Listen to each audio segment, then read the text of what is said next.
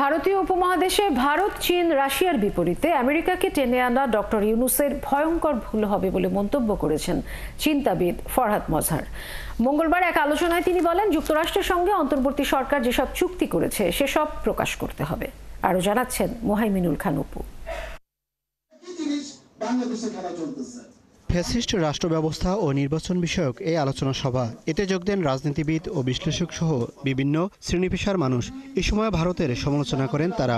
ভারত হলো এমন একটা দেশ, আমাদের বড় শত্রু, এবং তারপরে হলো আওয়ামী লীগ, তারপরে হলো সহযোগী, জাতীয় পার্টি বলেন, সবাই বলেন। আমি মনে করি আমরা দেশটাকে সুন্দরভাবে সুন্দর জায়গায় নিয়ে যাই। এত রক্ত দিয়েছি আমরা, এখন আর পিছিয়ে ফিরে থাকতে চাই না। চিন্তাবিদ ফরহাদ মজহার বলেন, ভারত বিরোধিতা থাকতে পারে, কিন্তু আমেরিকাকে এই উপমহাদেশে টেনে আনা হবে বড় ভুল। নতুন যে অক্ষর শক্তি গড়ে উঠেছে দেখতে পাচ্ছি, এটা কি ভারত, রাশিয়া এবং চীন, একটা নতুন অক্ষর শক্তি গড়ে উঠেছে। এই নতুন অক্ষর শক্তির বিপরীতে ডক্টর ইউনূস উপমহাদেশে যদি মার্কিন যুক্তরাষ্ট্রকে টেনে না আনেন, এটা বাংলাদেশের জন্য একটা ভয়ানক বিপর্যয় টেনে আনবে। সেনাবাহিনীর দিক থেকে মিলিটারি অ্যাসেট, কারণ এটা আমার জাতীয় প্রতিরক্ষার অংশ।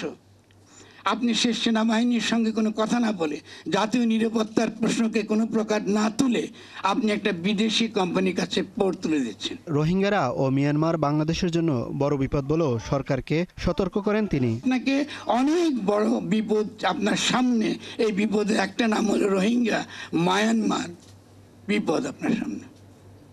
আপনি মার্কিন যুক্তরাষ্ট্রের যে ভূরাজনীতি, সেই ভূরাজনীতি আপনি কি করে মোকাবেলা করবেন? আরাকান সেনাবাহিনী কাজ করছে পার্বত্য চট্টগ্রামে, আপনারা যে ঘটনা ঘটছে পার্বত্য চট্টগ্রামে, এটাকে বিচ্ছিন্ন ভাববেন না। জনগণের কাছে না গিয়ে ডক্টর ইউনূস লুটেরাদের সাথে বসে দেশের ভাগ্য ঠিক করার চেষ্টা করছে বলেও সমালোচনা করেন বক্তারা। জাতীয় ঐক্যমতের মধ্যে যেসব সিদ্ধান্ত আপনারা ওই লুটেরা মাফিয়া শ্রেণীর সঙ্গে বসে আপনারা করেছেন, ওটা নাকি আমাদেরকে এখন বাধ্যবাধকতা আমাদেরকে মানতে হবে। মোহাইমিনুল খান অপু, ৭১, ঢাকা।